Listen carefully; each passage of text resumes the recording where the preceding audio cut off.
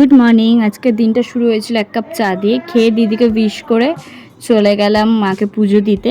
মাকে পুজো টুজো দিয়ে আজ আমরা সবাই মিলে বেরিয়ে পড়েছিলাম মামা বাড়ি যাওয়ার উদ্দেশ্যে। তো একটা দইয়ের ভান নিয়ে গেছিলাম, কারণ দাদু খুব দই খেতে ভালোবাসে। তো মামা বাড়ি ঢুকে তোমাদেরকে একটু মাকে দেখিয়ে দিলাম। আমার মামা বাড়িতেও মা আছে, তো দেখিয়ে এই যে ইনি হচ্ছেন টফি, এখানকার সবচেয়ে বড় মালিক। তো ঢুকে পড়ে মামি অনেক কিছু রান্না করেছিল, সেগুলো একটু তোমাদের সাথে দেখিয়ে দিলাম। তো চলো, পটল চিংড়ি ছিল, পার্শে মাছ ছিল, আলু ভাজা ছিল, ডাল, চাটনি, ভাত, অনেক কিছু ছিল। তো দেখে পরে একটু মামিদের ছাদের বাগানে চলে গেছিলাম।